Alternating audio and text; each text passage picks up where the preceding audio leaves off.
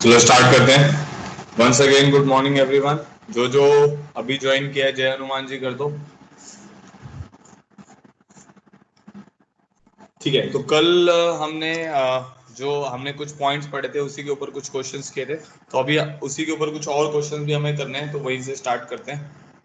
तो कल हमारे 8 क्वेश्चन हो गए थे। देखो सबके पास 8 क्वेश्चन तक तो आप पहुंच गए थे ना। नंबर ऑफ टर्म्स वाला क्वेश्चन कर रहे थे हम लास्ट में।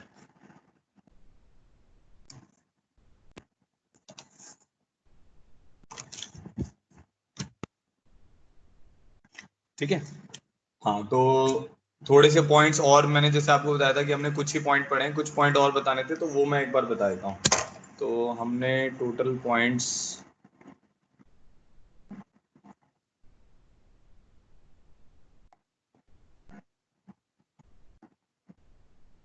7 पॉइंट्स किए थे। अब 8th पॉइंट है हमारा, सम इंपॉर्टेंट पॉइंट्स ही कंटिन्यू कर रहे हैं।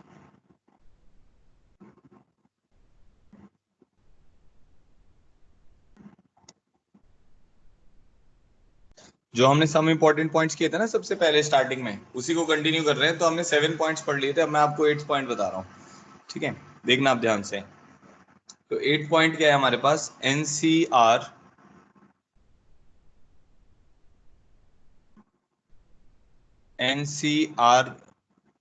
Plus one is equal to N plus one C R plus one.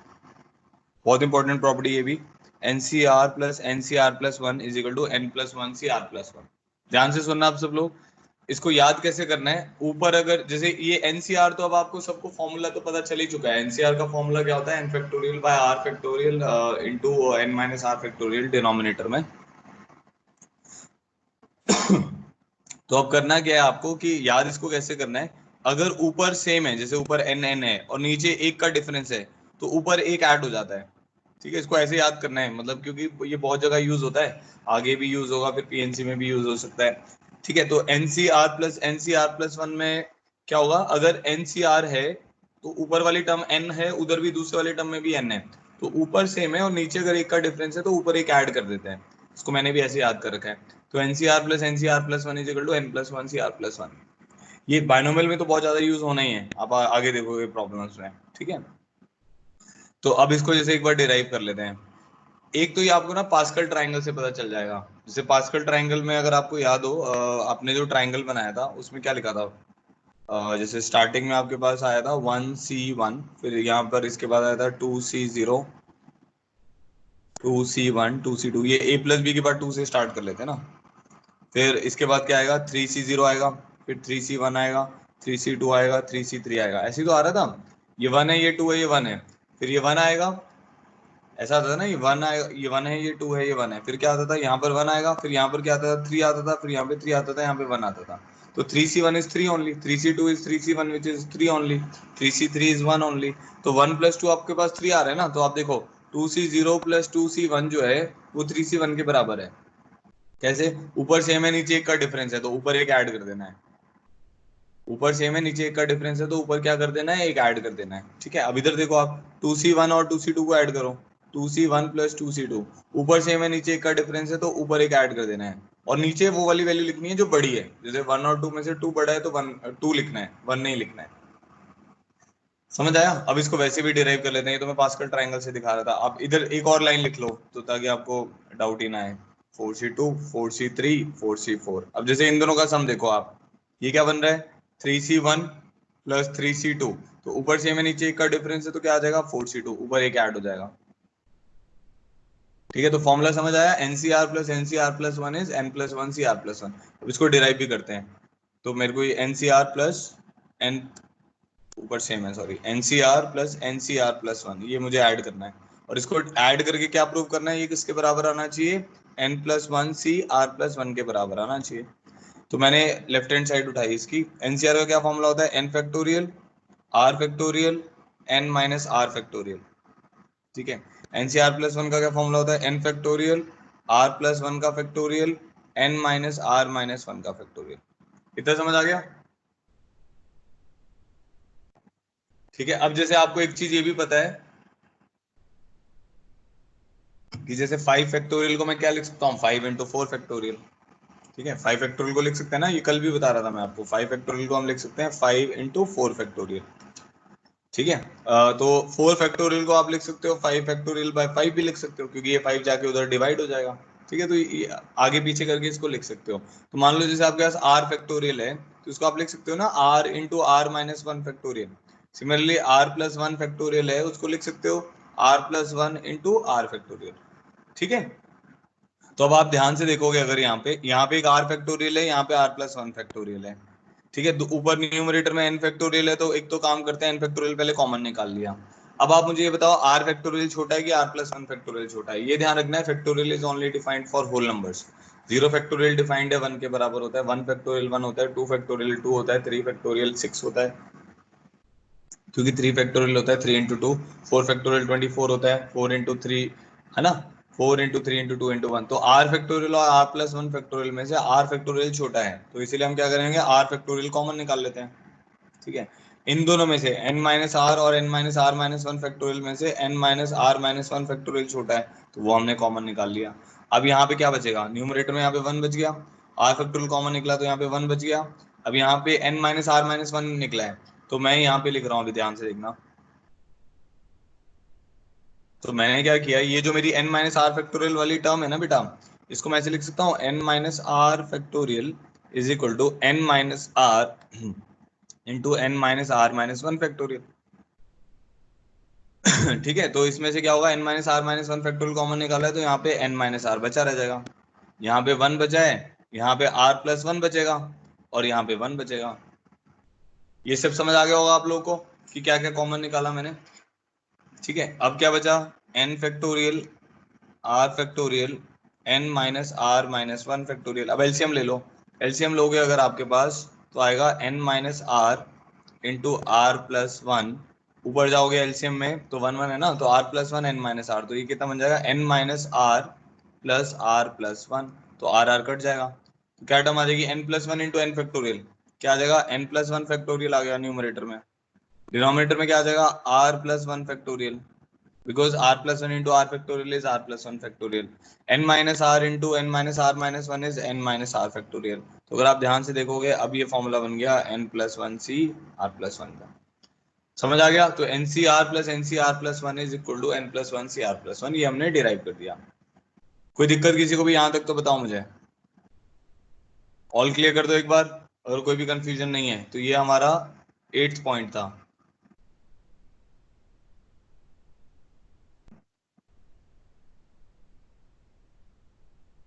किसी को कुछ भी प्रॉब्लम है तो बताओ चैट बॉक्स में।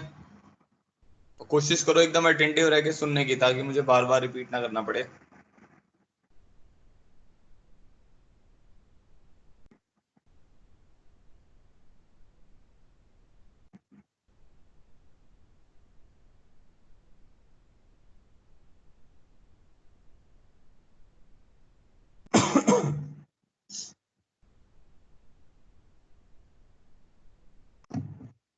देखो मैं एक बार दोबारा से बता रहा हूँ, हमारे पास इसको याद रखना है आपको, N C R plus N C R plus one. इसमें क्या है कि ये दो कंजिक्यूटिव टर्म एक तरीके से ना ऐड सी हो रही हैं। ऐसा हो रहा है ना कि N C R plus N C R plus one में क्या हो रहा है, ऊपर आपके पास सेम है, एन एन सेम है और नीचे एक का डिफरेंस है। तो कैसे याद रखना है, ऊपर सेम है नीचे एक का डिफरेंस है अगर एन सी आर में, तो वो बन जाता है N plus one C R plus one, ऊपर एक ऐड हो जाता है। तो अब मैंने इसको डिराइव किया, एनसीआर का क्या फॉर्मूला होता है, N factorial R factorial N minus R factorial. N C R plus one का क्या फॉर्मूला होता है, N factorial R plus one factorial N minus R minus one factorial. ठीक है, फिर ऊपर से एन फैक्टोरियल कॉमन आ गया। अब आर प्लस वन फैक्टोरियल जो है, उसको आप ऐसे लिख सकते हो ना, R plus one into R factorial. तो इस टर्म में आर फैक्टोरियल बैठा हुआ है, आर फैक्टोरियल यहाँ पे बैठा हुआ है, यहाँ पे बैठा हुआ है, क्योंकि मल्टीप्लीकेशन में होता है, तो इन दोनों में से आर फैक्टोरियल कॉमन निकाल लिया। ऐसे ही एन माइनस आर फैक्टोरियल को क्या लिख सकते हो, N minus R into N minus R minus one factorial. तो इन दोनों में से N minus R minus one factorial common निकाल लिया। क्या बचेगा यहाँ पे, एन माइनस आर बचेगा, यहाँ पे आर प्लस वन बचेगा।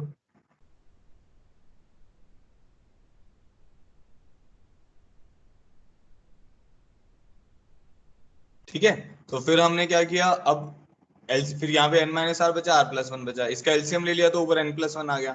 अब n plus one into N factorial क्या होगा, n plus one factorial. R factorial into R plus one क्या होगा, R plus one factorial. N minus R into N minus R minus one factorial क्या होगा, N minus R factorial. देखो ये तो common sense है ना, अगर 5 इंटू फोर फैक्टोरियल करोगे तो 5 फैक्टोरियल ही तो आएगा। तो अब मैंने बोला R plus one into R factorial करूंगा तो ये उसके आगे वाली टर्म ही तो है, तो आर प्लस वन फैक्टोरियल तो आ जाएगा क्योंकि मल्टीप्लीकेशन में तो है। ठीक है, अब ये फॉर्मूला बन गया N plus one C R plus one का और यही हम प्रूव करना चाह रहे थे। चलो नेक्स्ट प्रॉपर्टी पे आते हैं। तो ये प्रॉपर्टी होगी मेरी प्रॉपर्टी 8। सर सर हाँ, कुछ डाउट तो कंफ्यूजन है पूछ। अभी? ये सर जो लास्ट सेकंड लाइन पर था सर, उसका साइड ब्रैकेट के साइड में ये कहाँ चला गया, N factorial upon R factorial bracket N minus R minus अच्छा वन। ये वाला, ये कह रहे हो, ये और ये कहाँ चला गया? हाँ अच्छा ये बताइए, तेरे को समझ आ गया 5 into four factorial is 5 factorial? आगे समझ में सर। तो अब ये भी समझ आ गया n factorial into N plus one क्या होगा? R plus one. अरे r प्लस वन कहां से आ गया बेटा? देख, n प्लस वन है, अगर अकेला n प्लस वन है वो तो अकेला n प्लस वन ही रहेगा, बट जब तूने इसको n फैक्टोरियल से मल्टीप्लाई कर दिया तो n प्लस वन फैक्टोरियल ही तो बनेगा। अच्छा सर ठीक है आगे। ऐसे r plus one into R factorial करेंगे तो क्या बन जाएगा, r plus one factorial. n minus R into N minus R minus one करेंगे फैक्टोरियल से तो n माइनस आर फैक्टोरियल। तो अब ये फॉर्मूला बन गया n plus one C R plus one. ठीक है, जिसको नहीं समझ आया वो भी इसके नोट्स पढ़ना। अभी फॉर्मूला याद करना है। फॉर्मूला क्या है, NCR plus NCR plus one, ऊपर से मैं नीचे एक का डिफरेंस है तो N plus one C R plus one हो जाता है। ठीक है जी, आगे बढ़ते हैं। Ratio of two consecutive binomial coefficient.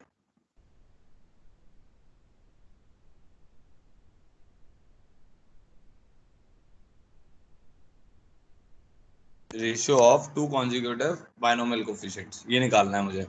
तो इसमें अब है एनसीआर अपॉन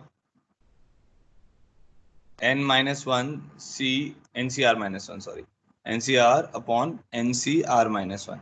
ये दो बाइनोमियल कोफिशिएंट बोलते हैं एनसीआर वाले फॉर्मेट में। जैसे जब आप 1 प्लस एक्स की पावर एन लिख रहे हो तो आपके पास क्या आता था, N C zero plus N C one X plus N C two X square N C three X cube and so on. तो NC1 NC2 NC3 NC0 इन सबको हम बाइनोमियल कोफिशिएंट बोलते हैं। ठीक है, तो अब दो कंसेक्यूटिव बाइनोमियल कोफिशिएंट कैसे होंगे, जैसे NC0 और NC1 दो कंसेक्यूटिव बाइनोमियल कोफिशिएंट हैं, सिमिलरली NC1 और NC2 भी बाइनोमियल कोफिशिएंट कंसेक्यूटिव हैं। ठीक है, तो उन दोनों का रेशियो निकालने को वो आपको बोल रहे हैं। तो NCR upon NCR minus one, simple सा फॉर्मूला होता है इसका। इसको याद करो, नहीं भी याद करो चलेगा, क्योंकि ये बहुत इजीली डिराइव भी हम कर लेंगे। तो n minus R plus one upon R आता है ये। ठीक है, तो इसको मैंने भी याद नहीं कर रखा है, ये मैं डिराइव कर लेता हूँ, बहुत इजीली डिराइव हो जाएगा। अब देखना, तो लेफ्ट हैंड साइड इसकी पिक करते हैं। एनसीआर क्या होगा, N factorial R factorial N minus R factorial. ठीक है, एनसीआर माइनस वन क्या होगा, डिनोमिनेटर में N factorial R minus one factorial N minus R plus one factorial. आ रही है बात समझ में?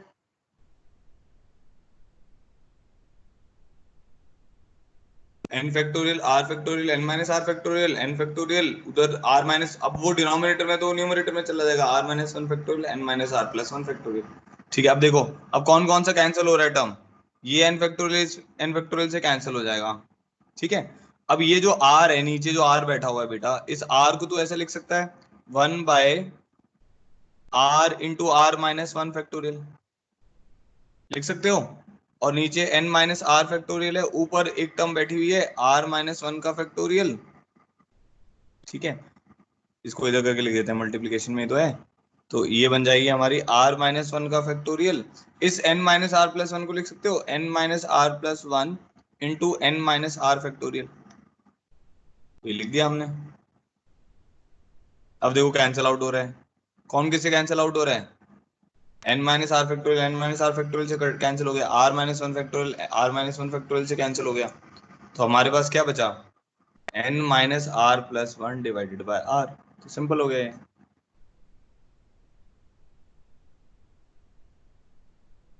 देख लो भाई, कुछ कंफ्यूजन है तो बताओ, नहीं तो पेंगुइन बनाते रहो जल्दी जल्दी।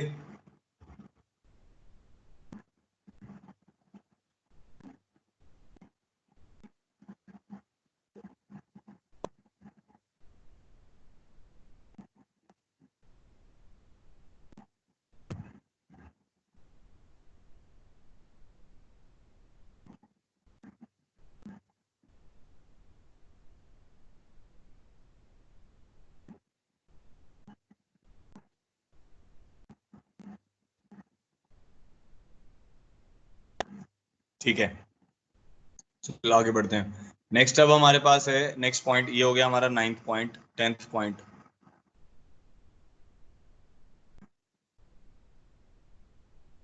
10th पॉइंट है हमारे पास, अगर हमें ये दिया हुआ है NCP is equal to NCQ, ये दिया हुआ है NCP is equal to NCQ, तो P और Q के ऊपर क्या कंडीशन आएगी? अगर हमें ये गिवन है NCP is equal to NCQ, तो P और Q पर क्या कंडीशन आएगी? तो एक कंडीशन तो सिंपल है कि भाई या तो P और Q इक्वल हो जाएंगे,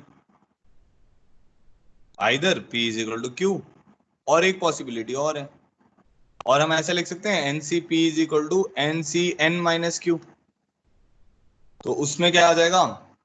P is equal to N minus Q आ जाएगा, तो P प्लस Q क्या हो जाएगा? N के बराबर हो जाएगा। तो दो ही पॉसिबिलिटी हैं, या तो P इक्वल टू Q होगा या P plus Q equal to N होगा। अगर वो बोल देता है P और Q डिस्टिंक्ट हैं, तो हमें समझ आ जाएगा P plus Q is equal to N होगा। तो आपने देखा होगा जब मैं कैलकुलेशंस भी कर रहा था, हमने ये पढ़ा हुआ ना NCR is equal to NCN minus R, तो वही तो कहानी है। तो इन दोनों का सम N के बराबर ही तो होगा। बताओ भाई, समझ आया नहीं समझ आया? तो बहुत सिंपल सी प्रॉपर्टी है।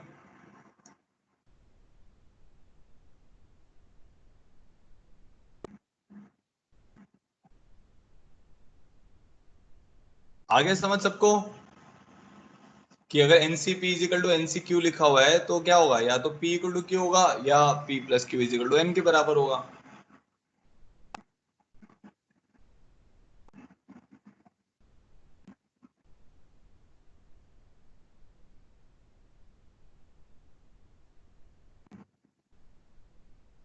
बाकी बच्चों को समझ नहीं आया? ठीक है, नेक्स्ट आते हैं 11th। NCR is defined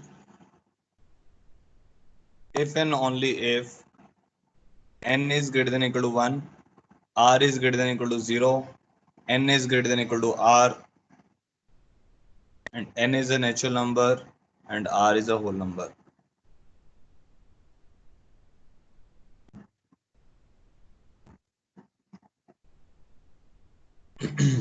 ठीक है, तो NCR कब डिफाइंड होता है? देखो NCR का मतलब क्या होता है एक्चुअली में, अभी आपने PNC नहीं पढ़ा हुआ, तो NCR का मतलब क्या होता है, जैसे मैं कल भी बता रहा था।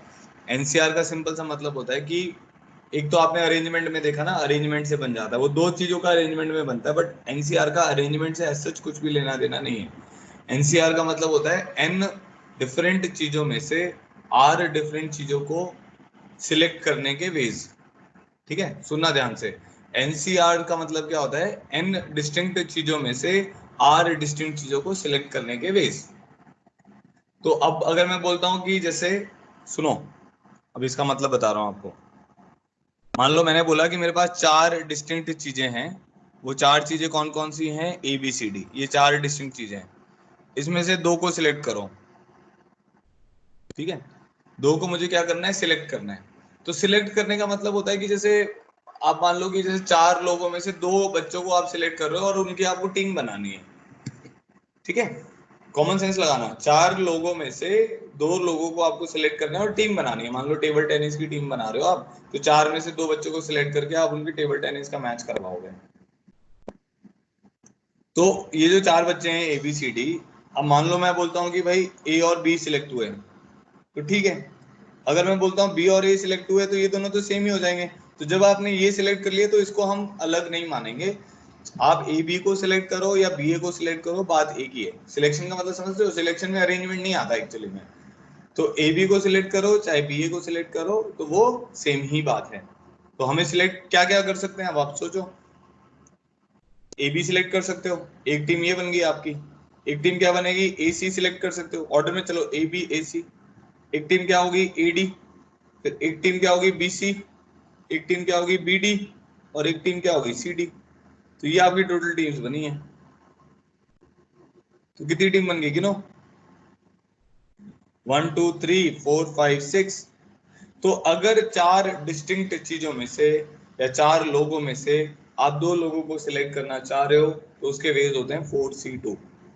तो 4c2 किसके बराबर आएगा? देखो 4 फैक्टोरियल 2 फैक्टोरियल 2 फैक्टोरियल 24/2 इंटू 2 तो 6 आएगा। आपको याद होगा जब समेशन ऑफ रूट्स कर रहे थे तो मैंने आपको बोला था कि भाई जैसे मान लो एक डिग्री 6 इक्वेशन है, x की पावर 6 ax की पावर 6 bx 5 cx 3 से cx 4 लिख लेते हैं, ठीक है, dx 3 ex square plus fx plus g equal to, मान लो ये इक्वेशन है मेरे पास। मैंने बोल दिया इसके 6 रूट हैं, alpha beta gamma delta theta T और फाइव, ये 6 रूट हैं, ठीक है। अब मैंने बोल दिया समेशन ऑफ अल्फा लिखो, तो उसमें तो सब सम ऑफ रूट आ जाएगा माइनस बी बाई, फिर समेशन अल्फा बीटा लिखते थे, ये सी बाई आता था। तो ये मैं आपको डायरेक्टली बताता था कितनी टर्म्स आएंगी। अब पता है कितनी टर्म्स आएंगी? ये 62 टर्म्स आएंगी, क्योंकि 6 में से मेरे को दो दो के पेयर बनाने हैं, 6 रूट्स है ना इसके, 6 में से दो दो के पेयर बनाओगे तो कितनी वैल्यू आएगी? 6 इंटू 5/2, 15 वैल्यूज आएंगी ये। तो आप बैठ के लिखने लग जाओगे 15 ही आएंगे। क्या लिखोगे? Alpha beta alpha gamma alpha delta alpha theta alpha T alpha five, ऐसे कर करके लिखते रहोगे भाई, 15 वैल्यूज आएंगी। अंकित क्या रिपीट करना है?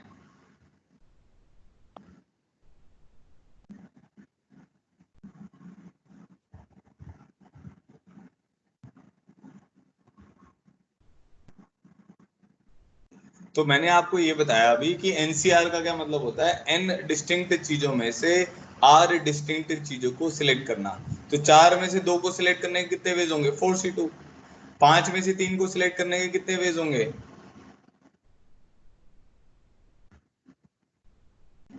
हाँ वो 5 को हटा दो बेटा, ठीक है, 6 रूट्स होंगे, सॉरी। तो वो 62 ही बनेंगे, ये यहाँ पर सही लिखा हुआ है, यहाँ पे एक रूट ज्यादा लिख दिया था, 6 रूट्स होंगे, क्योंकि x की पावर 6 है ना, तो alpha beta gamma delta theta T मान लो। तो 6 रूट्स होंगे, तो summation alpha minus B by summation alpha beta C by, तो कितने पेयर बनेंगे अल्फा बीटा के, कितने पेयर बनेंगे ऐसे? तो वो मैं बता रहा था, वो 62 15 पेयर्स बनेंगे। तो वो कैसे आता है? वो सिलेक्शन से आता है, 6 में से 2 चीजों को सिलेक्ट करना है, 62 वेज है, ठीक है। तो अगर हम एनसीआर लिख रहे हैं, इसका क्या मतलब होता है? एन डिस्टिंक्ट चीजों में से आर डिस्टिंक्ट चीजों को सिलेक्ट करना। तो इसीलिए एन के ऊपर कंडीशन आ जाती है कि N should be greater than equal to 1। N zero नहीं हो सकता, क्योंकि जीरो में से किसी को क्या सिलेक्ट करोगे? जीरो चीजों में से किसी को थोड़ी सिलेक्ट करोगे, कम से कम चीजें तो होनी चाहिए, या तो एक होंगी या दो होंगी या तीन होंगी, इसलिए एन के ऊपर कंडीशन आ गई N should be greater than equal to 1। अब मान लो मैं बोलता हूँ 3 में से 0 को सिलेक्ट करना है, तो उसका एक वे है 3c0, 3c0 इज 1। एक वे क्या है कि कोई भी सिलेक्ट ना करो, सबके सब रिजेक्ट कर दो। तो 3c0 कहने का मतलब होता है तीनों में से मैंने किसी को भी सिलेक्ट नहीं किया, उसको भी हम एक वे मानते हैं, ठीक है। तो इसीलिए आर 0 हो सकता है, 1 हो सकता है, 2 हो सकता है, 3 हो सकता है, बट आर जो है वो एन से बड़ा नहीं हो सकता। अब ऐसा नहीं बोल सकते ना कि भाई, इसीलिए N is greater than equal to R लिखा हुआ है, भाई ऐसा बोल सकते हो 3 में से 4 चीजों को सिलेक्ट करो? 3 में से 4 चीजों को सिलेक्ट ही नहीं कर सकते। 4 में से 3 को सिलेक्ट कर सकते हो, 4 में से 4 को सिलेक्ट कर सकते हो, समझ गए? अब बताओ, अब कोई दिक्कत है इसमें? तो NCR is always defined when N is greater than equal to R, N is greater than equal to 1, R is greater than equal to 0।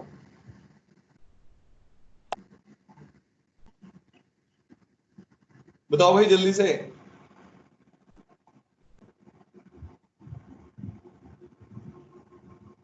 अंकित तुम्हारी चैट ही नहीं आ रही है बेटा, और भी काफी बच्चों की नहीं आ रही, भाई नेटवर्क सही जगह पे बैठा करो।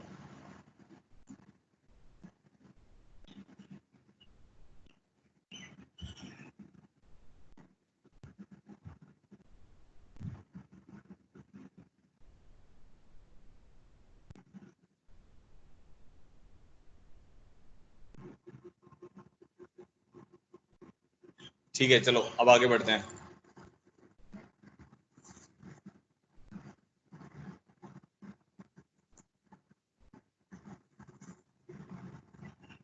क्वेश्चन करते हैं, 8 क्वेश्चन हो गए थे हमारे, तो ये हमारे पॉइंट्स हो गए।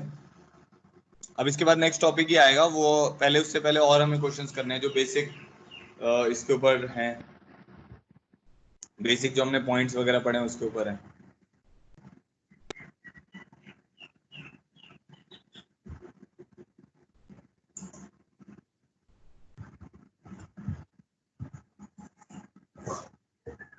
चलो देखो, अब हम आते हैं नेक्स्ट प्रॉब्लम पे, प्रॉब्लम 9। ऐसे प्रॉब्लम असाइनमेंट में भी है, क्योंकि कुछ बच्चे मेरे से डाउट पूछ रहे थे। अभी जैसे मान लो कुछ क्वेश्चन आपके नहीं हो रहे ना, तो वो क्या होगा, जैसे जैसे हम आगे बढ़ते रहेंगे तो आपके टॉपिक कवर होते रहेंगे। तो असाइनमेंट में कई बार ऐसा होता है कि आगे पीछे कुछ क्वेश्चन हो जाते हैं, तो वो आपसे नहीं हो रहे हैं, तो उसको डॉट मार्क करके या स्किप करके आप आगे बढ़ते रहो और उसको नोट डाउन कर लो, जैसे आपकी थ्योरी कवर अप होगी तो आप कर लोगे। ठीक है, तो अब ये क्वेश्चन है, सिंपल सा क्वेश्चन है। If second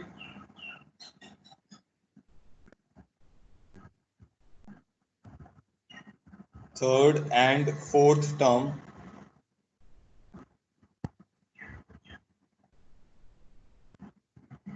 in the expansion of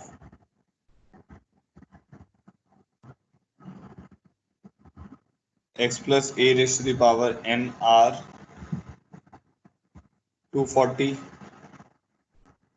720 and 1080 respectively, then find value of n. ठीक है, the second, third and fourth term in the expansion are 240, 720 and 1080 respectively, then find the value of n. ये मैं कर देता हूँ। तो second term कैसे लिखोगे, t2, तो T2 में क्या होता है, टी आर प्लस वन होता है, ये ध्यान रखना था। ठीक है, T2 में क्या होगा, टी आर प्लस वन, तो NC1 x की पावर n माइनस वन ए, इसमें अब चेंज नहीं कर देना है, a और x को इंटरचेंज नहीं कर देना, फिर तो और गड़बड़ हो जाएगी, फिर आंसर गलत आ जाएंगे आपके। तो जो उसने एक्सप्रेशन दिया उसी हिसाब से चलना है। NC1 x की पावर n माइनस वन ए, ये हमारे को किसके बराबर दिया हुआ है, 240 के बराबर दिया हुआ है। ठीक है, T3 दिया हुआ है अब उसने, T3 किसके बराबर होगा, NC2 x की पावर n माइनस टू ए स्क्वायर, ये किसके बराबर दिया हुआ है, 720 के बराबर दिया हुआ है। ठीक है, ऐसे ही अब उसने T4 दिया हुआ है, T4 इज NC3 x की पावर n माइनस थ्री ए की पावर 3, ये उसने दिया हुआ है 1080। ठीक है, तो हमारे पास ये तीन टर्म आ गई हैं। अब इन तीनों टर्म से हमें सॉल्व करके n निकालना है, और बस n ही निकालना है, तो x और a को एलिमिनेट करना है। तो सबसे पहले क्या करो, इन दोनों को डिवाइड कर लो आप। इन दोनों को डिवाइड करोगे तो आपके पास क्या आ जाएगा, NC2 x की power n minus two a की पावर 2, NC1 x की power n minus one a is equal to 3 आ जाएगा, क्योंकि 720 डिवाइडेड बाई 240 इज 3। तो NC2 कितना होता है, n into n minus one by two. ठीक है, यहाँ से ये कैंसिल होगा, एक एक कैंसिल कर देते हैं, तो यहाँ पे एक बचेगा। x की पावर n माइनस वन और n माइनस टू है, तो आप समझ रहे हो, ये x की पावर n माइनस वन बड़ी है, उससे एक पावर बड़ी है ना, तो x बचा रह जाएगा यहाँ पे नीचे। तो हमारे पास आ गया n into N minus one by two, तो न्यूमरेटर में एक तो a बचा रह गया, और न्यूमरेटर में हमारे पास a बचा रह गया, और डिनोमिनेटर में NC1 है विच इज n, तो x बचा रह गया इज इक्वल टू 3। तो ये n से ये n कैंसिल हो गया, तो मेरे पास एक रिलेशन आ गया, a times of n minus one is equal to 6x। एक रिलेशन तो ये आ गया। अब वैसे दूसरा निकालते हैं। अब हम क्या करते हैं, इन दोनों को डिवाइड कर देते हैं, T3 और T4 को। तो T4 है मेरे पास NC3 x की power n minus three A cube divided by, ये है मेरे पास NC2 x की पावर n माइनस टू ए स्क्वायर, और ये आ जाएगा 1080 डिवाइडेड बाय 70 720, 1080 डिवाइडेड बाय 720। ठीक है, तो ये जीरो से जीरो कट जाएगा, एक तो फोर वन, फोर टू जा एट, फोर टू जा एट, और क्या बचेगा, टू सेवन, तो फोर सेवन जा 28, और फोर वन जा और 18, 27 बाई 18 आ जाएगा। तो थ्री से नाइन आ जाएगा, नाइन से कट जाएगा ना, नाइन से कट जाएगा, तो नाइन थ्री जा और टू जा, तो 3/2 बच रहा है राइट हैंड साइड पे। अब इसको सिंप्लीफाई कर लेते हैं। यहाँ पर क्या होगा, एक आपका a बच जाएगा न्यूमरेटर में, और एक आपका x बच जाएगा डिनोमिनेटर में। NC3 और इसको लिख लेते हैं, NC3 आ जाएगा n into N minus one into N minus two divided by six, क्या आ जाएगा n into N minus one divided by two into A divided by X is equal to 3/2। तो n से n कट गया, n minus one से n minus one cut गया। ठीक है, ये 2 से ये 3 कट गया, तो हमारे पास आ गया a times of n minus two. ठीक है, a times of n minus two is equal to 9x/2। तो एक रिलेशन हमारे पास ये आ गया, समझ गए, a n minus to x divided by 9x/2। इसमें कैलकुलेशन मिस्टेक नहीं करनी है, फिर गड़बड़ हो जाती है। एक हमारे पास है a times of n minus one is equal to 6x। ये दो रिलेशन थे, अब n निकालना था, बस कुछ नहीं, खत्म हो गया अब क्वेश्चन। क्या करोगे, इन दोनों को डिवाइड कर दो, तो डिवाइड कर देते हैं, a times of n minus one divided by a times of n minus two is equal to 6x divided by 9x by 2। ठीक है, तो ये x से x कैंसिल हो गया, a से a कैंसिल हो गया, 3 3 जा 3 3 जा 3 2 जा। ठीक है, तो हमारे पास आ जाएगा 3n minus three is equal to 4n minus eight, तो n इज इक्वल टू 5 आ जाएगा। तो 5 इज द आंसर। समझ आ गया? कुछ नहीं था, वो उसने रेशियो दिया हुआ था, second term third term fourth term जो है वो 240 720 और 1080 रिस्पेक्टिवली हैं। तो हमने क्या किया, वो टर्म्स लिखे, अब हमें डिवाइड कर करके हमने वैल्यूज निकाल ली।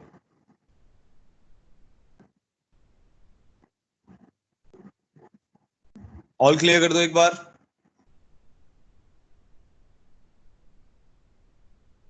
अब ये क्वेश्चन खुद से करना है आपको, मैं दे रहा हूं।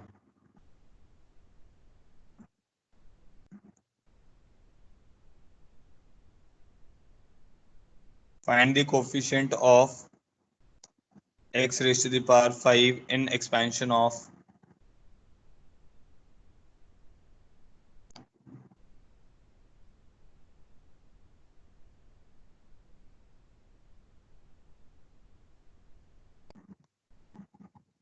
find the coefficient of x raised to the power 5 in the expansion of 1 plus xk raised to the power 5 into 1 plus x raised to the power 4।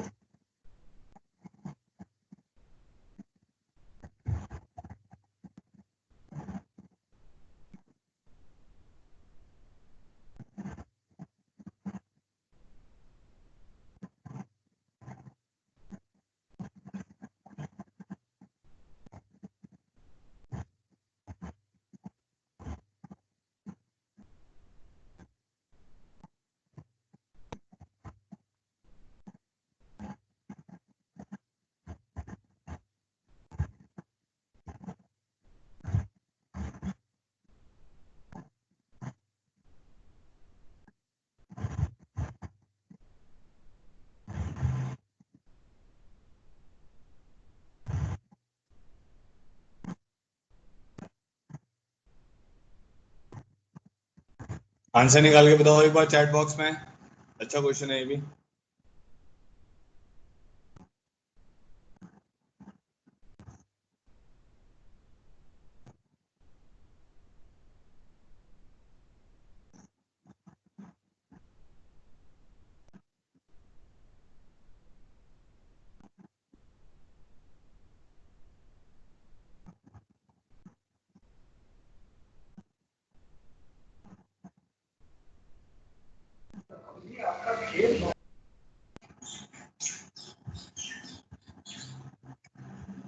सब लोग सॉल्व करें और फिर आंसर बताएं।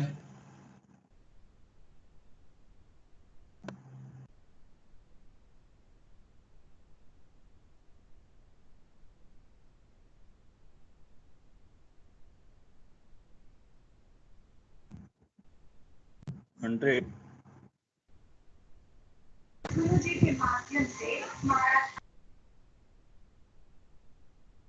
नहीं, 100 नहीं आ रहा बेटा।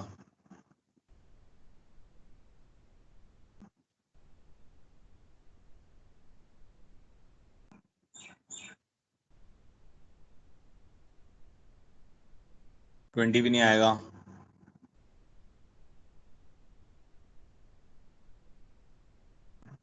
32 भी नहीं आएगा, 1 भी नहीं आएगा। सर 40 40 भी नहीं आ रहा।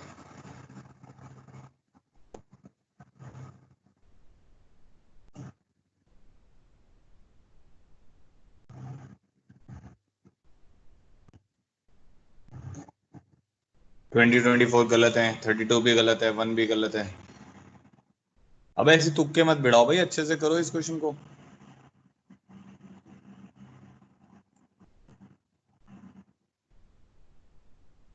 Sixty is the right answer. 52 सही नहीं है। अवनी का सही आ गया। अवनी बेटा बताओ क्या किया तुमने।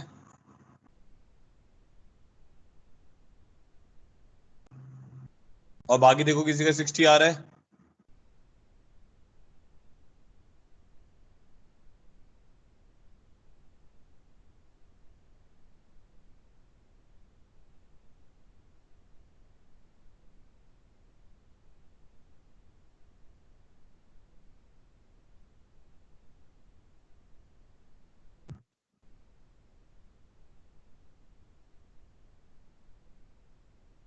हाँ विधि तुम बताओ क्या किया तुमने?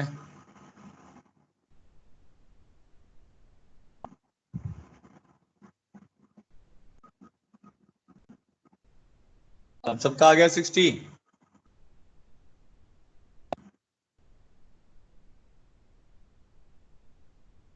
चलो देखो मैं बताता हूँ क्या है हमारे पास। कोफिशिएंट ऑफ एक्स की power 5 in the expansion of 1 plus x के raise to the power 5 1 plus. अब इसको करने के दो तरीके हैं, या तो मैं इसको एक्सपैंड करूं, इस पूरी टर्म को एक्सपैंड करूं, इसमें 6 टर्म्स आएंगी, इसको एक्सपैंड करूं, इसमें 5 टर्म्स आएंगी, और फिर सबको बैठ के मल्टीप्लाई करूं।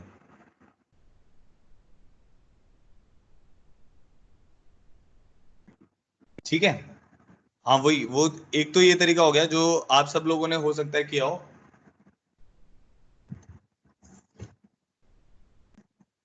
हाँ हाँ यही देख, मतलब बेसिकली सारी टर्म्स ओपन अप करके तो सारी आएंगी, फिर हमें ये देखना पड़ेगा कि एक्स की पावर 5 कैसे बन सकता है ना। तो जैसे अवनी बता रही है और विधि बता रही है, इन दोनों ने यही किया कि ओपन अप कर लिया, फिर ये देख लिया कि एक्स की पावर 5 कैसे कैसे बन सकता है।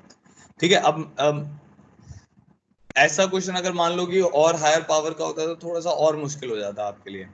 ठीक है, मैंने इसको क्या किया, मैंने इसकी जनरल टर्म लिख दी। इसकी जनरल टर्म क्या बनेगी, पहली वाली टर्म की 5CR एक्स स्क्वायर की पावर आर, यही तो बनेगा। फर्स्ट टर्म जो है आपकी उसकी TR+1 लिखोगे तो उसकी जनरल टर्म क्या आएगी, 5CR x2 की पावर आर, यही तो आएगी। अच्छा, इसकी अगर हम जनरल टर्म लिखेंगे तो वो क्या आ जाएगा, 4CP x की पावर p, ऐसी तो बनती है। 4C0 x की power 0, 4C plus 4C1 x की पावर 1, 4C2 x की पावर 2, 4C3 x की पावर 3, 4C4 x की पावर 4 एंड सो ऑन। ठीक है, 4C4 तक ही जाएगा क्योंकि 1 प्लस x की पावर 4 है। तो अब जब आप इनको मल्टीप्लाई करोगे, क्योंकि आपको सारी टर्म्स को मल्टीप्लाई करना है, तो आपके पास कैसा आएगा, 5CR आएगा, 4CP आएगा, x की पावर 2R+P आएगा। तो अगर मैं मान लो बोलता हूँ कि भाई मेरे को x की पावर 5 का कोफिशिएंट चाहिए, इसका मतलब क्या है कि 2R+P आपका 5 होना चाहिए। अगर मैं बोलता हूँ x की पावर 6 का कोफिशिएंट चाहिए तो 2R+P 6 होना चाहिए एंड सो ऑन। तो मैंने अब ये देख लिया कि भाई मेरे को 2R+P मेरे को किसके बराबर चाहिए, 5 के बराबर चाहिए। ठीक है, 2R+P 5 के बराबर चाहिए, तो इसका क्या मतलब हो गया, अब R को आप एक बार जीरो ले लो, R को जीरो लोगे तो P आपका 5 आ जाएगा। देखो R और P आपके नेचुरल नंबर होने चाहिए, तो R जब जीरो होगा तो P 5 आएगा, R जब 1 होगा तो P कितना आएगा, R 1 होगा और P आ जाएगा 3 के बराबर। ठीक है, फिर R जब 2 होगा तो P आपका 1 के बराबर आ जाएगा। ठीक है, R 3 होगा तो P नेगेटिव हो जाएगा, जो कि पॉसिबल नहीं है। समझ गए सब लोग? तो R0 और P5 ये केस कैंसिल हो जाएगा। ये केस कैंसिल क्यों हो जाएगा, क्योंकि P तो क्या है, P तो भाई P 4 से बड़ा तो हो नहीं सकता ना, P के ऊपर कंस्ट्रेंट है 4CP x की पावर P है, तो P5 हो नहीं सकता। R1 P3 हो सकता है, ये हो सकता है। R2 P1 हो सकता है, तो अब दोनों को लिख दो। अब उनके क्योंकि सारी टर्म्स पॉजिटिव ही हैं, इसलिए अगर मान लो नेगेटिव आ रहा होता तो -1 की पावर R आता है या -1 की पावर P आता, तो अकॉर्डिंगली हम लेके चलते हैं। तो अब एक केस हमारा बन रहा है या एक टर्म बन रही है 5C1 4C3 x की पावर 5, क्योंकि R1 और P3 है, प्लस 5C2 4C1 x की पावर 5। ठीक है, तो अब मेरे पास क्या टर्म आ जाएगी, 5C1 5 होता है, 4C3 same as 4C1 which is 4, plus 5C2 10 होता है, 5 इंटू 4/2, 4C1 4 होता है। तो ये कोफिशिएंट बन गया आपका x की पावर 5 का। तो 20 प्लस 40 कितना आ जाएगा, 60 x raise to the power 5। तो कोफिशिएंट है 60। So answer for this problem है 60। ठीक है, हाँ तो कुछ बच्चों ने सोच लिया, बहुत अच्छा लगा ये देखकर कि आप लोग सोच रहे हो। हाँ ठीक है, अब देखो अब थोड़ा इससे और अच्छा क्वेश्चन दे रहा हूँ, सबको समझ आ गया होगा। तो ये क्वेश्चन था प्रॉब्लम 10। अब जिसको नहीं समझ आया इसको रिकॉर्डेड लेक्चर में देखना है या नोट्स देखना है इसके। ठीक है, अब नया क्वेश्चन ट्राई करो, ये वाला ट्राई करो, ये भी और भी अच्छा है। फाइंड कोफिशिएंट ऑफ x की power 20 in x square plus 1 by x square plus 2 की power -5 into 1 plus X square की पावर 40।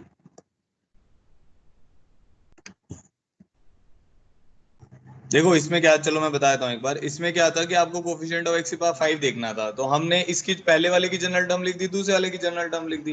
पहले वाले की जनरल टर्म क्या आएगी, 5CR एक्स स्क्वायर की पावर आर, 4cp एक्सी बार पी, तो ये जब मल्टीप्लाई करोगे, मल्टीप्लाई करके देखना है ना, ये दोनों टर्म मल्टीप्लाई तो हो रही हैं, तो 5cr 4cp XC power 2r plus P, ठीक है, ये आ गया। अब 2r प्लस पी आपको 5 चाहिए था, ठीक है, 2r प्लस पी 5 चाहिए, तो r 0 हो गया और p 5 हो गया। R1, अब मैंने R की वैल्यू रखी, P की रखोगे तो 6 वैल्यू रखनी पड़ेगी, P0 1 2 3 4 5, तो मैंने R की रखनी स्टार्ट करी, कम रखनी पड़ेगी ना, R को 0 रखेंगे तो P5 आ गया, जो कि पॉसिबल नहीं है क्योंकि 4cp तक है। R को 1 रखोगे तो P3 आ जाएगा, R को 2 रखेंगे तो P1 आ जाएगा, R को 3 रखेंगे P नेगेटिव हो जाएगा, जो कि पॉसिबल नहीं है। तो दो टर्म्स ऐसी पॉसिबल हैं, जब आप एक्सपैंड भी करोगे तो आपके पास दो ही टर्म पॉसिबल होंगी। कौन कौन सी दो टर्म पॉसिबल होंगी? एक होगी 5c1 4c3, 5cr 4cp XC power 5, फिर एक टर्म होगी 5c2 4c1। तो 5c1 की वैल्यू पता है, इन सब की वैल्यू पता है, रखा, आंसर 60 आ गया। ठीक है, चलो अभी वाले क्वेश्चन को करो, देखो इसमें और दिमाग लगेगा आपका। इसमें है कि ये -5 है पावर में, ठीक है, एक्स के प्लस 1 बाई एक्स के प्लस 2 की पावर -5 इंटू 1 प्लस एक्स की पावर 40। तो आपको इसमें कोफिशिएंट ऑफ एक्स की पावर 20 निकालना है। इसका आंसर एनसीआर वाले फॉर्मेट में आएगा, मतलब ऐसा आंसर आएगा कि जैसे होता है ना 20c3 20c4, इस टाइप से आंसर आएगा। उसको सॉल्व करने की जरूरत नहीं है, उसको एनसीआर वाले फॉर्मेट में ले आओ बस।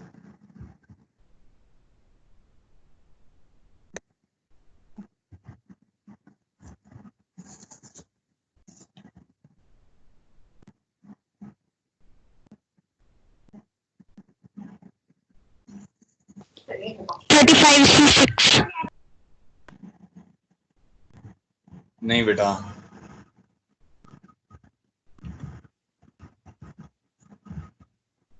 थोड़ा ध्यान से करो। नहीं, डिफाइन होगा बेटा, एनसीआर डिफाइंड होगा, बट वो आपको सिंप्लीफाई करना पड़ेगा ना, वैसे तो नहीं होगा, बट सिंप्लीफाई करोगे तो हो जाएगा। सिंप्लीफाई करो इस टर्म को।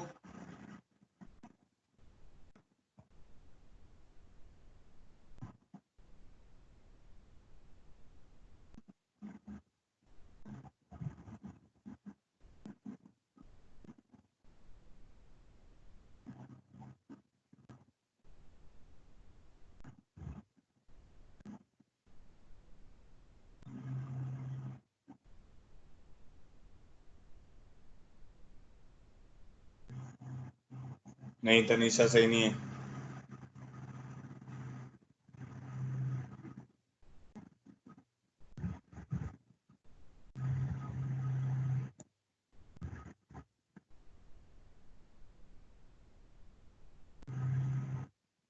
भाई सब बच्चे बैठ के अटेम्प्ट करो इस क्वेश्चन को, जितना भी हो रहा उतना सोचो तो सही, दिमाग तो भिड़ाओ।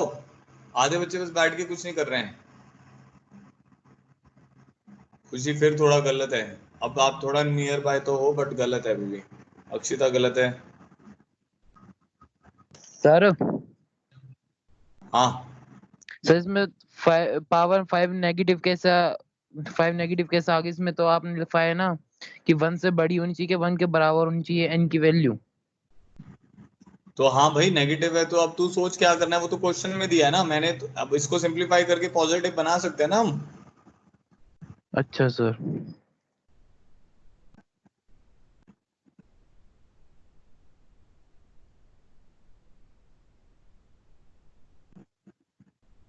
तनीषा तुमने सारे बता दिए, 30c1 30c2 30c3, अब 30c5 बता दिया।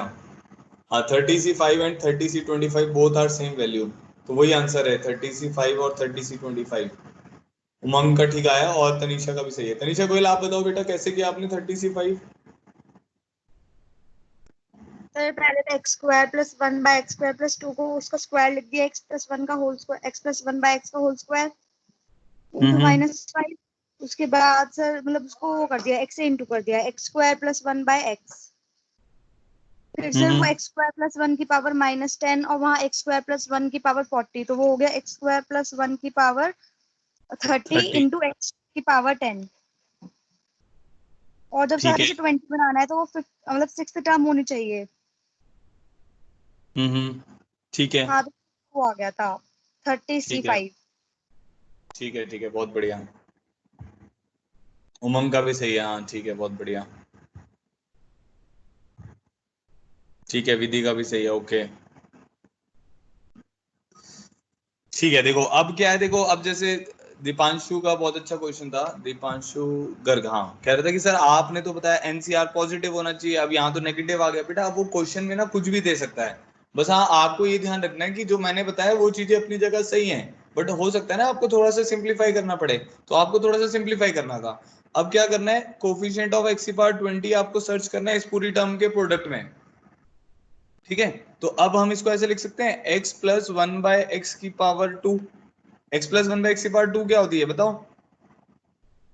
x square plus 1/x square plus 2 into x into 1/x। ठीक है, तो और यहाँ पर ये टर्म बैठी हुई है 1 प्लस एक्स स्क्वायर की पावर 40। तो पहले तो इसको सिंप्लीफाई कर लो, क्योंकि अभी ये वाली जो पूरी टर्म आपको दी हुई है ये भी सिंप्लीफाइड नहीं है, तो पहले तो इसको सिंप्लीफाई करो, फिर उसके बाद हम सर्च करेंगे। तो हमने क्या लिखा, अब ध्यान से सुनना, कोफिशिएंट ऑफ एक्स की power 20n।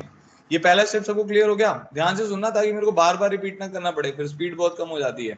x plus 1/x की पावर 2, क्यों? क्योंकि x square plus 1/x square plus 2 बनेगा, तो ये 2 और ये -5 आपस में मल्टीप्लाई होते हैं, पावर्स मल्टीप्लाई होती हैं क्योंकि, तो ये बन जाएगा x square plus 1/x, LCM ले लिया, और उसकी पावर क्या बन गया -10, और यहाँ पे आ गया 1 प्लस एक्स स्क्वायर की पावर 40। ठीक है जी, अब ये डिनोमिनेटर का जो x है इसको ऊपर लेके जाओगे तो x की पावर -1 हो जाएगा, तो हम लिख सकते हैं कोफिशिएंट ऑफ, यहाँ पे कोफिशिएंट ऑफ लिख देते हैं। हमें क्या फाइंड आउट करना है, कोफिशिएंट ऑफ x की पावर 20n, अब आ जाएगा x की power 10 into 1 plus X square की पावर 30। पहले यहाँ तक बताओ सबको क्लियर हो गया? ये 1 प्लस एक्स की पावर -10 है, 1 प्लस एक्स की पावर 40 है, तो जब मल्टीप्लाई करोगे तो 40 - 10 30 हो जाएगा। यहां तक पहले सबको आ जाना चाहिए। अब जिसको ये नहीं आता है, इसमें तो उसकी मैथ्स ही 10th तक की मैथ्स हिली हुई है बेचारे की।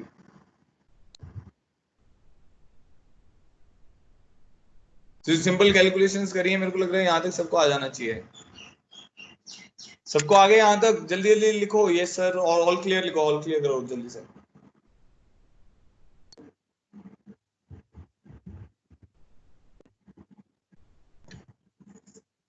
आधी जनता बस बैठ के पता नहीं क्या मक्खी मारती रहती है, कुछ भी नहीं करती। लिखो करो भाई इसमें, तभी तो मेरे को पता चलेगा, आपका नाम भी मुझे इसी याद तभी याद होगा कि भाई तुझे समझ आ रहा है कि नहीं समझ आ रहा है।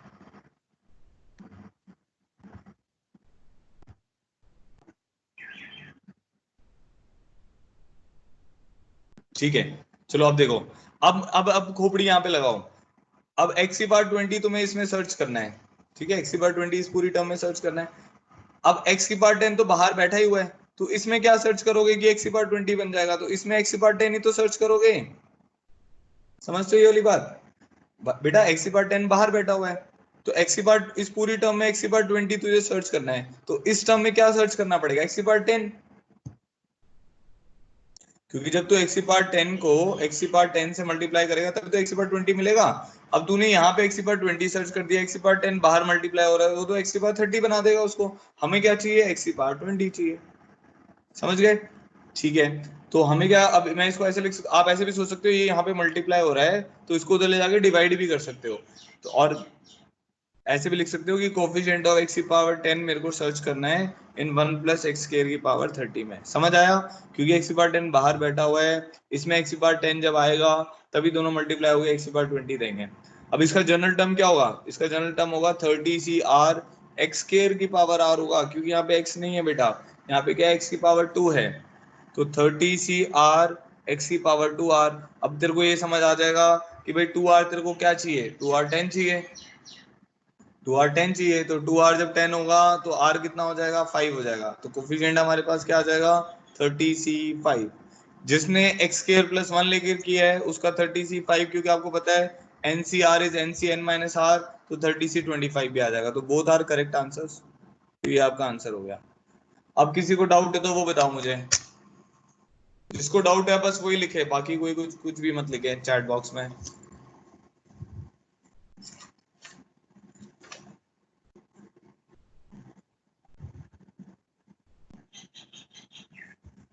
किसी को कोई डाउट है तो बताओ चैट बॉक्स में, मैं रिपीट कर दूंगा।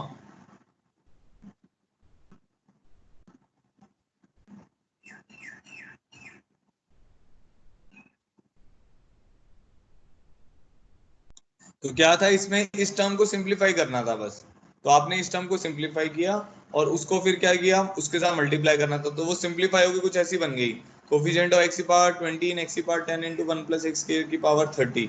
तो अब x की पावर 20 है तो क्या करेंगे, x की पावर 10 ये है, x की पावर 10 ये है, तो कोफिशिएंट ऑफ x की पावर 10 इस वाले एक्सप्रेशन में, जो ये दूसरी वाली एक्सप्रेशन है, इसमें कोफिशिएंट ऑफ x की पावर 10 आपको सर्च करना था, तो आपने सर्च कर लिया वो जनरल टर्म लिख के।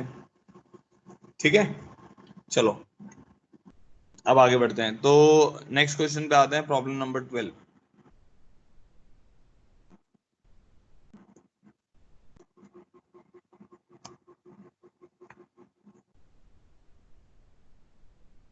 Find the value of term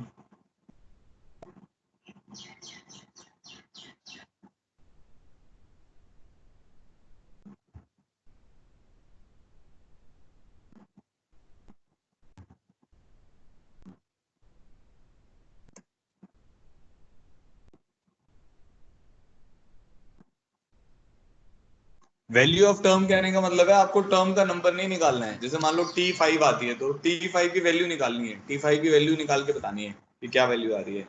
करो इसको एक बार, बताओ जल्दी से। आसान, ये क्वेश्चन आसान है काफी।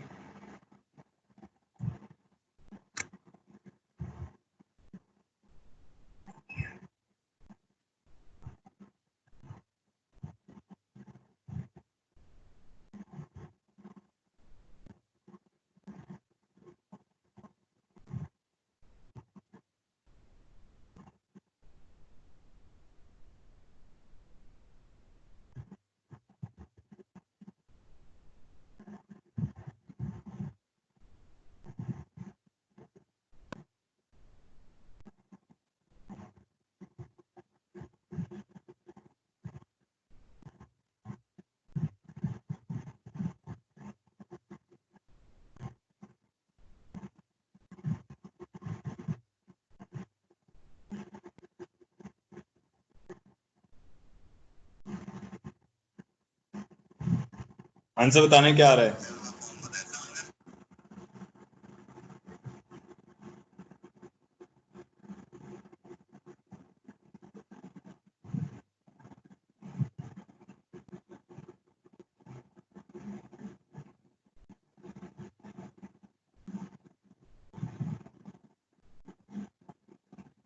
जिसका भी आंसर आ रहा है चैट बॉक्स में लिखो बेटा।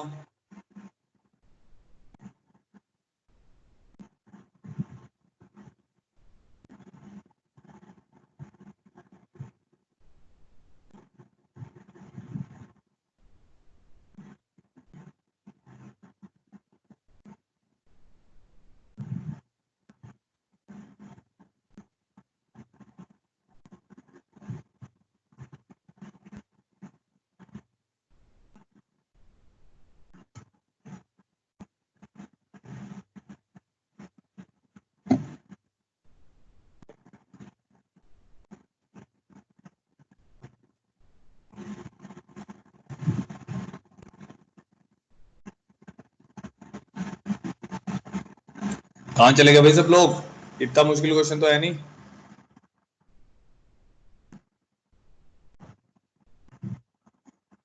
अंकित का आ गया 10C2।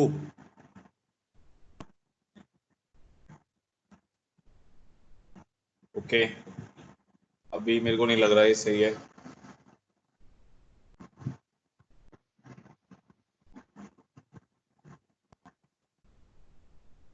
तो पूरी टर्म निकालनी पड़ेगी, उसका बायनोमियल कोफिशिएंट नहीं निकालना है बेटा, पूरी टर्म निकालनी है आपको।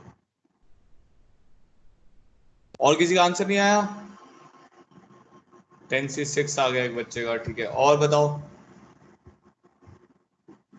5/6। 5/6 किसका है बेटा, 5/6?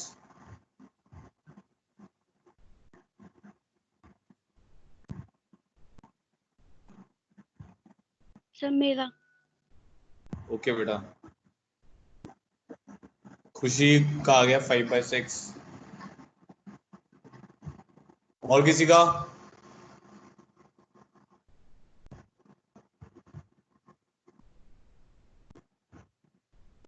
हाँ मतलब एक ही, मतलब इंडिपेंडेंट ऑफ एक्स कहने मतलब उसमें एक्स की पावर 0 होगी।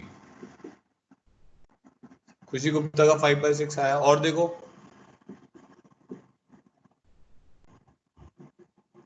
अभी तक मेरे को लग नहीं रहा सही आंसर आया आपका किसी का भी।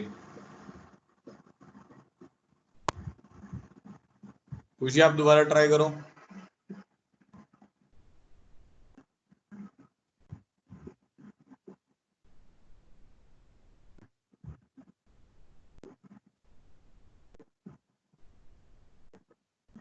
टर्म इंडिपेंडेंट ऑफ एक्स के लिए क्या करेंगे हम लोग? एक्स की पावर को 0 करेंगे, तो जनरल टर्म लिखो। देखो टी आर प्लस वन लिख रहा हूं मैं। टी आर प्लस वन क्या होगा? 10 CR, ये तो सिंपल सी कैलकुलेशन है, वो पता नहीं क्यों नहीं कर रहे हो आप। 3 2x की पावर r, ये लिखोगे जनरल टर्म। NCR x की power n minus R, y की पावर r, तो ये लिख दिया हमने। अब क्या बन जाएगा ये देखो, 10 CR, ठीक है, ये बन जाएगा x की power 10 minus R by two, ठीक है, 3 की power 10 minus R by two, क्योंकि रूट है। यहाँ पे क्या बन जाएगा, 3 की पावर r बाई टू, 2 की power r by two, x की power 2 by R, 2 by R नहीं सॉरी, ये गलत लिख दिया मैंने। 3 की पावर r बाई टू, 2 की power r by two, x की पावर 2r, ये बन जाएगा 2r डिवाइडेड बाई टू, तो x की पावर r बन जाएगा। तो ये टर्म आ गई मेरी टी आर प्लस वन। अब इसको मेरे को इंडिपेंडेंट ऑफ एक्स करना है, तो एक स्टेप और लिख लेते हैं। 10 CR 3 की पावर r बाई टू, 3 की power 10 minus R by two, 2 की power r by two, X की पावर क्या हो जाएगी बताओ? ये r ऊपर चला जाएगा ना, तो 10 minus R by two minus R, ये r ऊपर जाएगा तो माइनस आर बन जाएगा। अब आपको अगर कोफिशिएंट ऑफ x को 0 बनाना है, कोफिशिएंट ऑफ x को अगर 0 बनाना है तो क्या करना पड़ेगा? 10 minus R by two minus R को 0 बनाना होगा, ठीक है। तो इसका मतलब क्या हो गया, 10 minus 3r is equal to 0 होना चाहिए, एलसीएम लोगे तो r कितना हो जाना चाहिए? 10/3 होना चाहिए। अब r 10/3 हो ही नहीं सकता। r 10/3 क्यों नहीं हो सकता? r तो नेचुरल नंबर होगा ना, ये तो बताया हुआ r होल नंबर होता है, जो पावर होती है वो नेचुरल नंबर होती है, तो इसका मतलब r 10/3 हो ही नहीं सकता। इसका मतलब हो गया no term in this expression is independent of x। इसमें कोई भी टर्म इंडिपेंडेंट ऑफ x आएगी नहीं, सब टर्म क्या आएंगी? डिपेंडेंट ऑन x आएंगी। अरे बेटा मैंने आपको बता तो दिया, r10/3 आ रहा है, तो r10/3 तो पॉसिबल हो ही नहीं सकता, तो इसलिए इसका कोई भी वैल्यू, कोई भी टर्म नहीं आएगी, नॉट डिफाइंड आएगा इसका answer. There is no value of, there is no term in this expression which is independent of x, तो नो वैल्यू आएगा इसका आंसर, कोई भी वैल्यू नहीं होगी, कोई भी टर्म नहीं होगी। समझ आ गया सबको? देखो कैलकुलेशन देखो, 10 CR x/3 रूट में है ना दोनों टर्म, तो x की power 10 minus R by two, 3 की power 10 minus R by two, 3 की पावर r बाई टू, 2 की power r by two, x की पावर r। तो अगर इंडिपेंडेंट ऑफ x करना है तो x की पावर को 0 करना पड़ेगा, तो 3r इक्वल टू 10 आ रहा है, तो वो हो ही नहीं सकता। अब सबके आंसर गलत आ रहे हैं, पता नहीं क्या कर रहे हो आप लोग।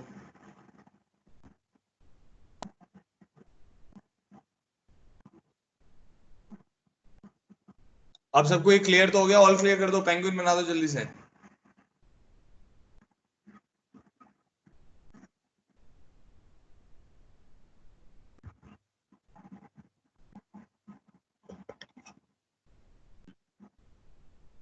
चलो अब एक इजी क्वेश्चन देते हैं।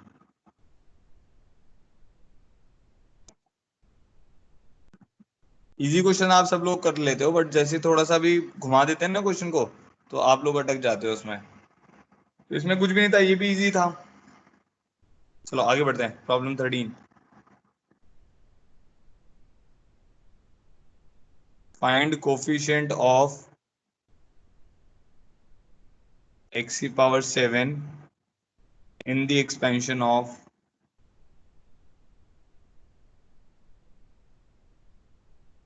ax स्क्वायर प्लस 1/bx की power 11। Find the coefficient of x power 7 in the expansion of this. करो भाई खुद से।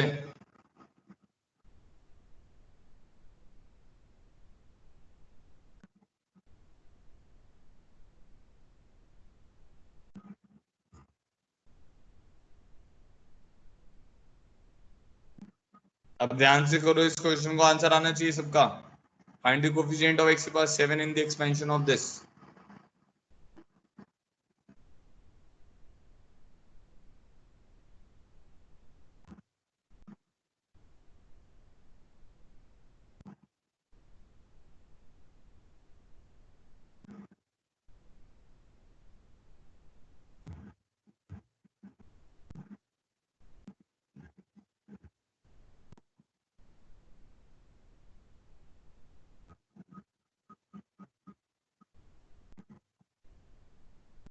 रोहन गुप्ता, तुम्हें समझ आ रहा है? चैट बॉक्स में तुमने आज कुछ भी नहीं लिखा है।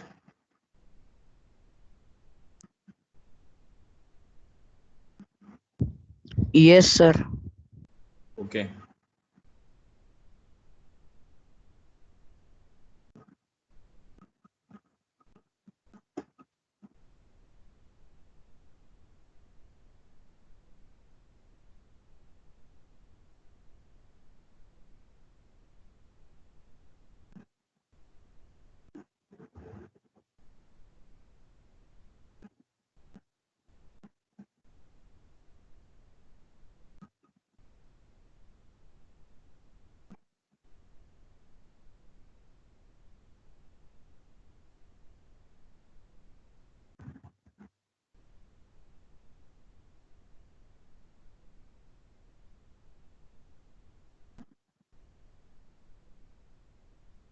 इसका आंसर बताओ अब क्या आ रहा है।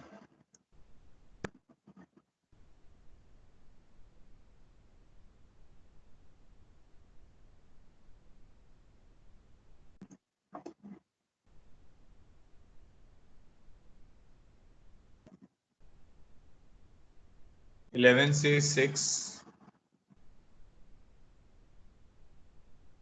11 से 5 ए रेशियो पर 6 बी रेशियो। हाँ 11 से 6 या 11 से 5 सेम ही वैल्यूज हैं। हाँ ये आंसर सही है, काफी बच्चों का सही आंसर आ गया है। ठीक है बहुत बढ़िया। चलो करते हैं। देखो coefficient of T x ratio power 7 कैसे लिखेंगे। टी आर प्लस वन लिखो पहले तो। टी आर प्लस वन क्या होता है? 11 C R A X square की power 11 minus R 1 by B X ratio की पावर आर। इतना तो अब सबको लिखना आ गया होगा। एन सी आर एक्स की power N minus R Y की पावर आर। अब एक्स जो है वो ए एक्स स्केयर है और वाई जो है वो बी एक्स है। तो ये टर्म बन जाएगी 11 सी आर ए की power 11 minus R divided by B ratio the power R. X की पावर क्या बन जाएगा? 22 माइनस 2 आर और नीचे से एक आर जाएगा माइनस 3 आर। तो 22 माइनस 3 आर बन रहा है ये। ठीक है। अब मेरे को क्या चाहिए? एक्स की पावर 7 चाहिए। तो इसका मतलब क्या हो गया? 22 माइनस 3 आर जो है ये मेरे को 7 चाहिए। तो 3 आर मेरे को 15 चाहिए। तो आर कितना हो जाएगा? 5। तो आपको अब इसका मतलब हो गया T6 आपकी टर्म है जिसमें एक्स की पावर 5 आएगा। तो 11C5 A raise to the power 6 और B raise to the power 5। ठीक है। एक्स की पावर कितना आ जाएगा? 22 माइनस 15 7 आ जाएगा। तो कोफिशिएंट क्या हो गया इसका? एक्स की पावर 7 का कोफिशिएंट क्या हो गया? Coefficient of X raise to the power 7 is 11C5 A raise to the power 6 B raise to the power 5। तो ये आंसर आ जाएगा। हाँ 11C5 को आप कैलकुलेट भी कर सकते हो। ठीक है कोई कंफ्यूजन तो नहीं किसी को भी? चलो ठीक है। तो ये देखो ये अब थोड़ा सा ठीक क्वेश्चन था तो सबने कर दिया। अब फिर एक और अच्छा क्वेश्चन देते हैं आपको। अब देखते हैं कौन करता है।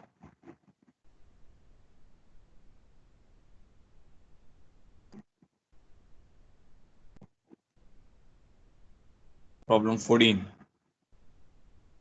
Find the term.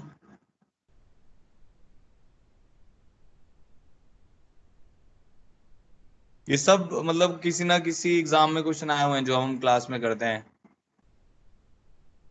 Find the term independent of x in expansion of.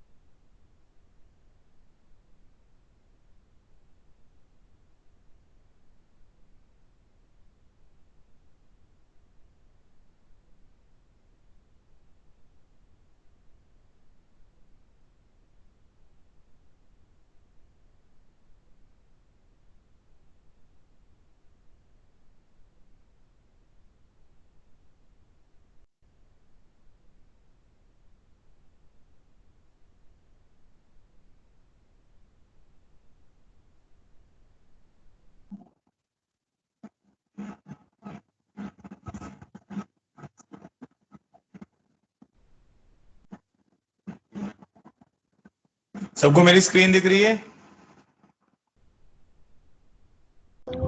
Yes sir. Okay okay. हाँ वो थोड़ा सा नेटवर्क बंद हो गया था।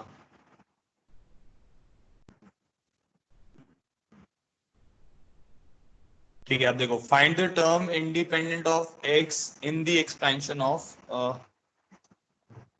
1 + x + 2x³ into 3x² by 2 minus 1/3x⁻⁹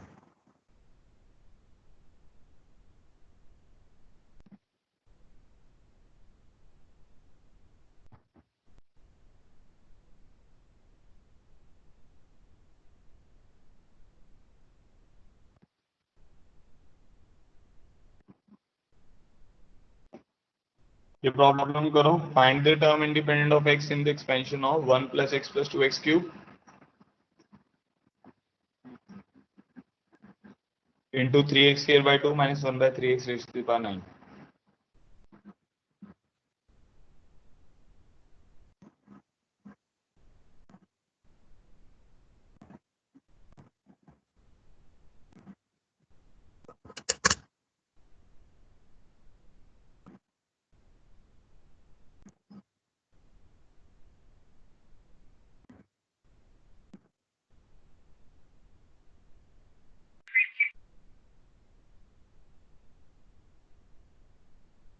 आप लोग को स्क्रीन दिख रहा है बेटा?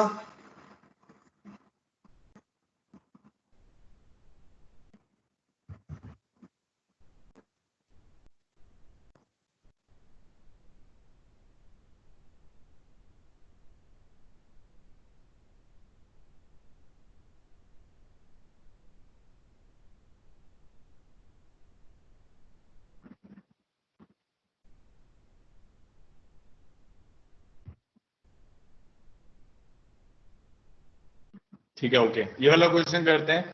Find the term independent of x in the expansion of 1 + x + 2x³ into 3x² by 2 minus 1/3x⁻⁹ करो, एक बार ट्राई करो। अच्छा क्वेश्चन है ये भी।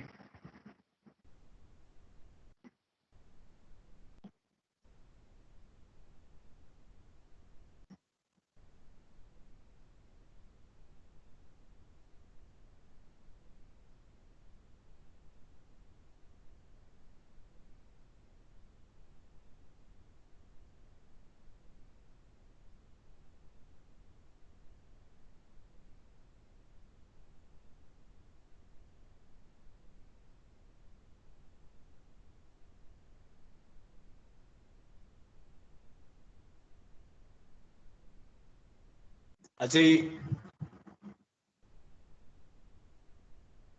नहीं बेटा, अकेला 7th टर्म नहीं होगा, वो वैल्यू निकलेगी।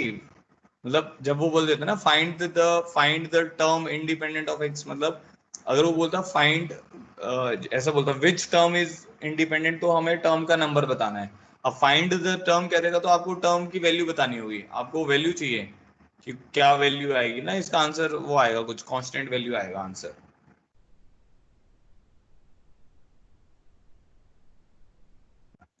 और एक टर्म से नहीं आएगा वो।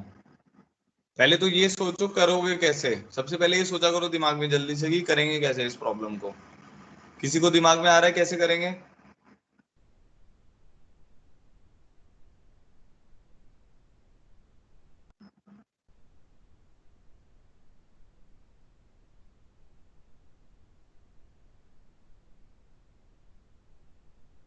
हाँ बताओ बेटा, विधि आप बताओ कैसे करोगे?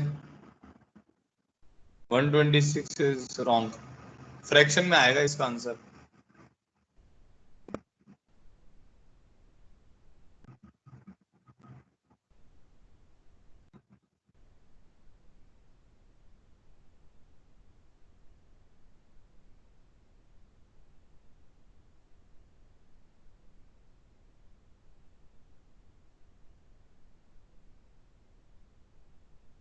किसी को भी समझ नहीं आ रहा कैसे करेंगे? फ्रैक्शन में आएगा बेटा, मैंने अक्षिता बता तो दिया।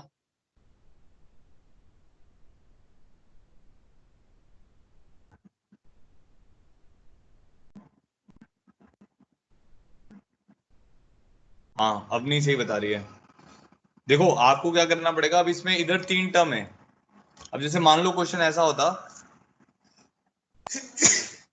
सॉरी, अच्छा देखो मान लो क्वेश्चन ऐसा होता कि आपके पास यही टर्म होती 3x² - 2 - 1/3x⁻⁹ इसमें आपको इंडिपेंडेंट ऑफ x निकालना आ गया है। कैसे करते थे आप, जनरल टर्म लिख के उसमें x⁻0 सर्च कर लेते थे।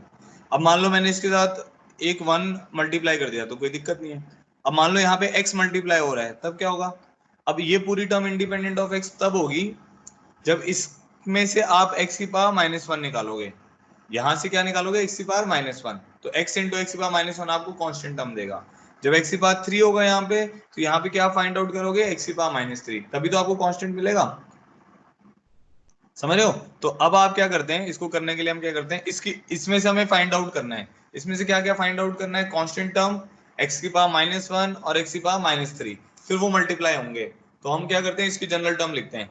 तो इसकी जनरल टर्म क्या होगी, tr+1 = 9cr 3x² 2 (9 - r - 1/3x⁻r। ठीक है, हाँ विधि भी सही लिख रही है और अवनीन ने भी सही लिखा है, इन दोनों बच्चों ने सही लिखा है अभी तक। तो अब करते हैं एक बार, तो ये टर्म बन जाएगी 9cr, 3 की पावर क्या बन जाएगा, 9 - 2r बन जाएगा। समझ गए, क्योंकि ये 3 की पावर r डिनोमिनेटर में भी है। 2 की पावर क्या बन जाएगा, 9 - r, -1 की पावर r भी आ जाएगा क्योंकि एक नेगेटिव है, और x की पावर क्या आ जाएगा, 18 - 3r। समझ गए सब लोग, 18 - 3r कैसे आएगा, 18 - 2r और एक r नीचे से आएगा। तो ये इसकी जनरल टर्म हो गई। अब हम क्या लिखेंगे, टर्म इंडिपेंडेंट ऑफ x। तो पहले क्या करो, इसी टर्म में से coefficient of x⁻0 find out करो। Coefficient of x⁻0 find out करेंगे। खुशी थोड़ा सा गलत है calculation. Coefficient of x⁻0 find out करेंगे तो क्या होगा, 18 - 3r को 0 करोगे तो r कितना आ जाएगा, हमें समझ आ गया, r6 आएगा उस केस में। तो क्या टर्म बन जाएगी, 9c6, 3 की पावर 9 - 12 तो -3, 2 की पावर 3, -1 की पावर 6। ठीक है, तो ये टर्म आ जाएगी 9c6 / 8 × 27। ठीक है, ये टर्म आ गया हमारे पास 9c6 27 8 और प्लस। ठीक है, अब नेक्स्ट हम इसको सिंप्लीफाई कर लेंगे अभी थोड़ी देर में। नेक्स्ट हमारे पास आएगा कोफिशिएंट ऑफ x की पावर -1। याद आ रहा है, x की पावर -1 भी निकालना है आपको क्योंकि x है। x की पावर -1 के लिए क्या करना पड़ेगा, x की पावर -1 के लिए करना पड़ेगा 18 - 3r = -1। ये पॉसिबल ही नहीं होगा, आएगा ही नहीं कोफिशिएंट। तो 3r = 19 पॉसिबल नहीं है क्योंकि r नेचुरल नंबर होना चाहिए। मतलब इसका कोफिशिएंट कितना आ जाएगा, 0। जो आ नहीं रहा तो उसको 0 × 1/x लिख सकते हैं ना। ठीक है, नेक्स्ट आएगा कोफिशिएंट ऑफ x की पावर -3। कोफिशिएंट ऑफ x की पावर -3 आ सकता है, 18 - 3r = -3। हाँ ये आ जाएगा, इसमें r 7 आ रहा है तो r को 7 गिरो, तो क्या वैल्यू आएगी, देखो 9c7, 3 की पावर 9 - 14 तो 3 की पावर -5। ठीक है, 2 की पावर 2 और क्या बनेगा, -1 की पावर 7 तो -1। ठीक है, तो ये बन जा रहा है 9c नेगेटिव ऑफ 9c7 / 3 की पावर 5 × 2 की पावर 2। ये टर्म आ गया। ठीक है जी, तो कोफिशिएंट ऑफ x की पावर -3 आ गया, कोफिशिएंट ऑफ x की पावर 0 आ गया, कोफिशिएंट ऑफ x की पावर -1 आ गया। अब हमें क्या करना है, टर्म इंडिपेंडेंट ऑफ x निकालना है। तो टर्म इंडिपेंडेंट ऑफ x किसके बराबर आएगा, 1 इंटू कोफिशिएंट ऑफ x की पावर 0। तो 1 इंटू कोफिशिएंट ऑफ x की पावर 0 कितना है, 9c6 by 8 × 27 plus 1 into coefficient of 1/x which is 0 plus 2 into coefficient of x की power 1 by coefficient of x की power -3 which is -9c7 by 3 की power 5 × 2 की power 2। तो ये हमारा आंसर आना चाहिए। अब ये चेक कर लेते हैं क्या आंसर आ रहा है। 9c6 is 9 into 8, 9c6 is same as 9c3, तो 9 into 8 into 7 divided by 6 into 8 into 27। -2 into 9c7 is 9c2 only, तो 9 into 8 by 2 into 2 3 की पावर 5 को हम क्या लिखते हैं, 3 की पावर 2 into 9 into 27 लिख देते हैं ना, 3 की पावर 5 को 9 into 27 into 4, तो ये 2 से ये 2 कट गया। ठीक है, ये 9 से ये कट गया, ये 2 आ गया यहाँ पे, तो यहाँ से 8 से 8 कट गया, इसको 6 ही रहने देते हैं, तो 9 3 ये कट गया, तो हमारे पास यहाँ पर वैल्यू आ जा रही है 7/21 माइनस 2/27, ये वाली वैल्यू आ रही है, 7/18 सॉरी, 6 × 3 है ना, तो 7/18 माइनस 2/27, ठीक है। अब ये इन दोनों का फैक्टर आ जाएगा, 27 2 18 3 54, तो 21 माइनस 4, तो आंसर आएगा 17/54। So this is the answer, ठीक है, समझ आ गया। देखो हमने ऐसा कैसे किया, ये वाली टर्म थी ना, तो 1 किससे मल्टीप्लाई होगी, कोफिशिएंट ऑफ x पावर 0 से, x किससे मल्टीप्लाई होगा, कोफिशिएंट ऑफ x पावर -1 से, x क्यूब किससे मल्टीप्लाई होगा, कोफिशिएंट ऑफ x पावर -3 से, बट x क्यूब के साथ 2 भी तो बैठा हुआ है, तो कोफिशिएंट निकालने के लिए 2 भी मल्टीप्लाई होगा, तो इसीलिए x पावर -3 में हमने क्या किया है, 2 भी मल्टीप्लाई किया हुआ है, 2 into coefficient of x power -3, ठीक है। देखो भाई सबको ऑल क्लियर हो गया, ऑल क्लियर करो एक बार जल्दी से, कोई भी कंफ्यूजन है तो बताओ। ठीक है खुशी। देखो एलजेब्रा में थोड़ी कैलकुलेशंस तो होती हैं और प्रॉब्लम थोड़े मुश्किल होते हैं। एलजेब्रा मैथ्स में मतलब अगर आप जब आगे भी चलोगे तो एलजेब्रा मुश्किल तो है, जो आगे वाले चैप्टर हैं जैसे ये बायनॉमियल पीएनसी थोड़े मुश्किल चैप्टर हैं, तो इनमें अगर हमें ध्यान रखना ही पड़ेगा किस तरीके से हम क्वेश्चंस कर रहे हैं ना, इनका ध्यान रखना पड़ेगा।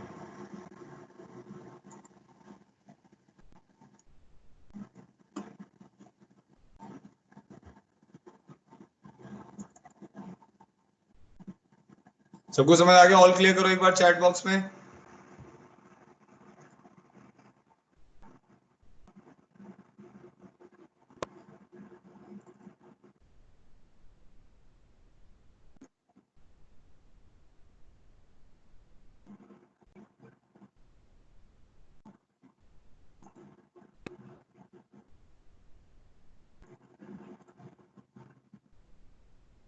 ठीक है, तो अब आज के लिए हम इतना ही कर रहे हैं,